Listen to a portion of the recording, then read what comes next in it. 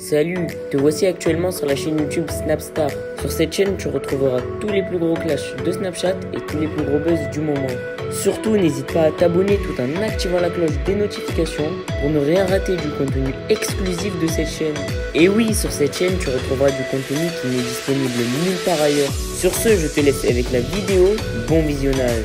Comme vous avez pu le constater en regardant la miniature et le titre de cette vidéo, aujourd'hui nous allons principalement parler de Dylan Thierry et de Marvin Tillière. Vous devez certainement tous le connaître, Dylan c'est un candidat emblématique de la télé-réalité française et Marvin c'est un autre influenceur. Comme vous le savez, Dylan et Marvin se détestent depuis qu'ils se sont croisés à Dubaï. Dans cette vidéo, Dylan a enfin décidé de répondre à toutes les propositions que lui a fait Marvin. En effet, le joli blond a donné son avis sur un possible combat avec lui. Je vous laisse sans plus tarder avec tous les clashs de Dylan et n'oubliez pas que vous pouvez soutenir cette chaîne pour bénéficier d'avantages exclusifs. Ouais, écoute les amis, j'espère que vous allez bien.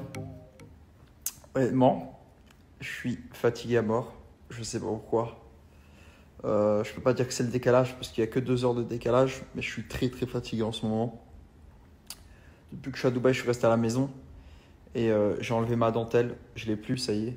Enfin, j'ai encore mal, mais plus comme au début. Je ressens une gêne qui est atroce et je sens que ça craque, mais j'ai plus tellement mal. Du coup, j'ai enlevé ma dentelle, surtout que c'était chiant. Et encore hier, on m'a proposé d'aller faire du laser game ou d'aller au resto et tout. J'ai pas envie. J'ai pas envie parce qu'avec ce bras, j'ai pas envie que ça prolonge parce que j'ai encore 3 semaines de rééducation. Je commence lundi la rééducation. Parce que là, ça y est, j'ai envie de reprendre le sport. Surtout qu'à la base, je suis un mec qui fait du sport tous les jours. Et là, je suis bloqué. Je suis bloqué parce que je ne peux pas du tout forcer sur mon bras. Mais bon, c'est comme ça. Hein. Voilà, je suis monté sur le ring, j'assume. Hein. Faut assumer, c'est comme ça. Ça fait partie de la boxe. Et oui, il y a des risques. Oui, c'est un sport dangereux. Comme c'est un sport incroyable. Sinon, hier, j'ai regardé le débat de Marine Le Pen et Macron. Pour la seule chose qui m'a marqué, après, je suis pas français, hein, du coup, je vote pas et j'ai pas vraiment mon mot à dire, sauf en tant qu'influenceur. La seule chose qui m'a choqué, et Emmanuel Macron a rebondi directement dessus, c'est que Marine Le Pen serait la première au monde à interdire le foulard dans un pays. C'est vrai que, c'est-à-dire que, tu vois, sans défendre quoi que ce soit ou sans parler de polémique ou autre, je pense que même en Israël, le foulard n'est pas interdit. Même en Israël, le foulard n'est pas interdit pour les musulmans. Je pense même en Chine, où il y a les Ouïghours, nos frères et sœurs qui sont torturés matin, midi et soir, qu'on oublie souvent. Je pense que même en Chine, le foulard n'est pas interdit. Si je dis pas de conneries, hein, si je dis une connerie, vous pouvez me rattraper. Mais c'est hallucinant qu'un pays comme la France, parce que malgré tout, hier j'ai fait une interview avec le Parisien concernant la France. Après, je leur ai expliqué que j'étais pas français et que voilà, c'est pas mon pays quoi. Du coup, j'ai moins à dire qu'un Français. Mais c'est la France avec qui je travaille, c'est la France qui m'a fait connaître. Hein, Koh Lanta c'est français, TF1 c'est français. Du coup, voilà, c'est incroyable comme quoi la France peut être aussi belle et que la seule chose que tu entends sur les médias, c'est de la merde sur la France. C'est-à-dire que tu entends que de la merde. Les gilets jaunes, le foulard, machin, que des trucs qui pourraient être réglés si on n'en parlerait même pas. En fait, quand tu allumes la télé et tu t'entends parler de la France, tu as l'impression que la France, c'est un gros pays de merde. Vraiment. Genre, parce que moi, en tant que luxembourgeois, je suis voisin avec l'Allemagne, avec la Belgique et avec la France.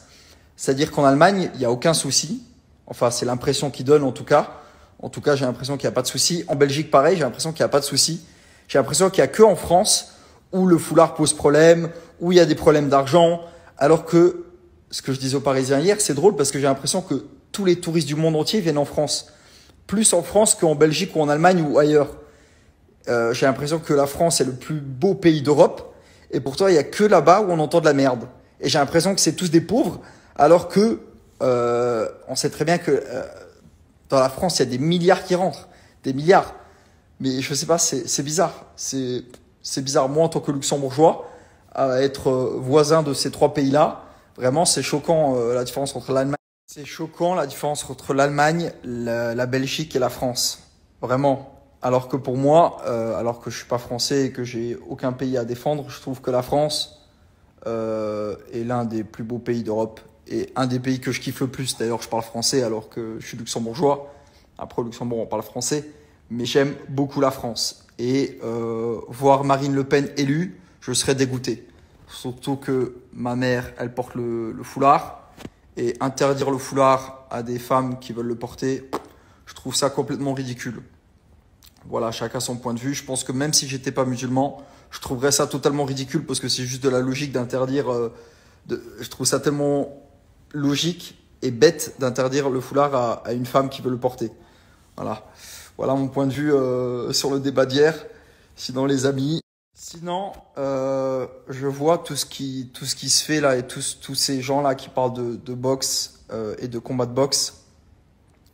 C'est dommage parce qu'à la base, le but avec Benji et la Fédération française de boxe, c'était de redorer un petit peu la boxe, ou pas de la redorer, ou peut-être plus, même pas de la redorer parce que la boxe est belle et elle n'a pas besoin de Benji et Dylan pour redorer la boxe, mais c'était plus dans le but de reparler de la boxe. Et ça a marché parce qu'on a fait parler énormément de la boxe. Maintenant, si tous les cassos et tous les gens perdus de leur vie veulent faire un combat de boxe pour régler des comptes, nous, à la base, avec Benji, on n'avait aucun compte à régler. On n'avait vraiment aucun compte à régler. On l'a fait pour l'amour du sport, le challenge, le nouveau défi. On l'a pas fait pour régler des comptes. Et j'ai l'impression qu'en fait, tous les gens aujourd'hui qui veulent faire de la boxe, c'est pour régler des comptes.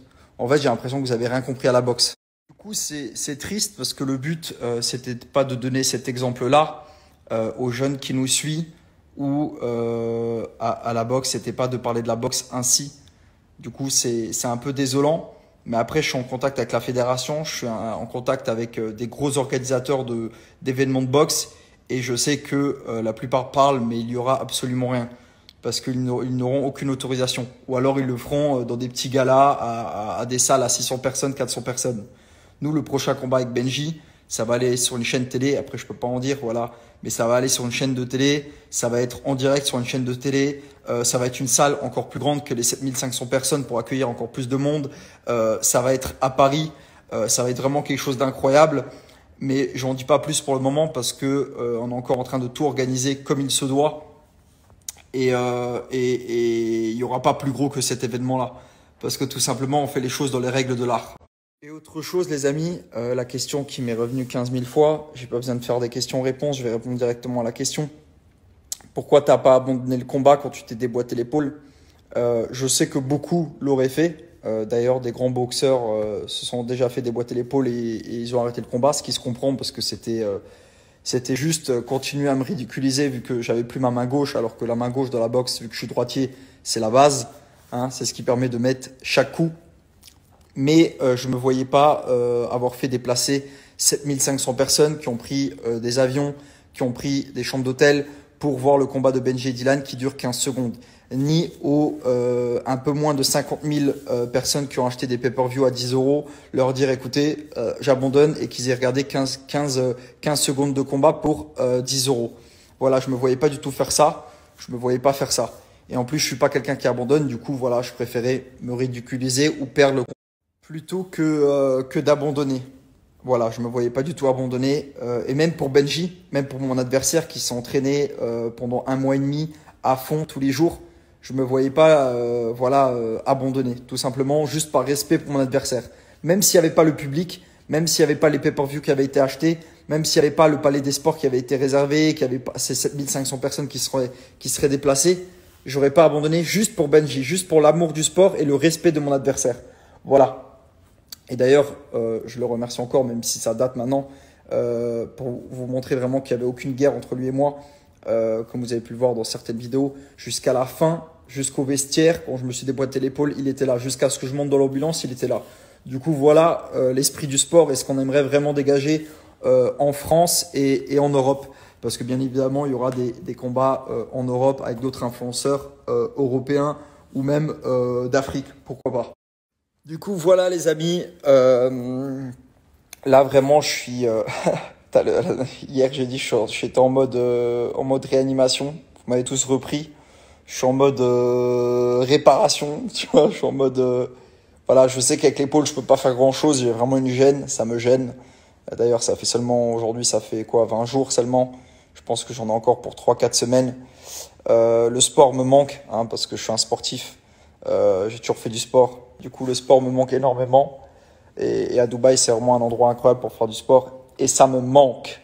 Là, avec la femme de ménage, on a fait tout le ménage, comme vous avez pu le voir. Le balcon, tout est clean, tout est propre. On a tout nettoyé, tout est carré. Du coup, ça fait plaisir d'être chez soi et que ça soit tout propre. Merci à toi d'avoir visionné cette vidéo et surtout n'hésite pas à liker la vidéo et à nous donner ton avis dans l'espace commentaire. Sur ce, on se retrouve dans une prochaine vidéo. Peace.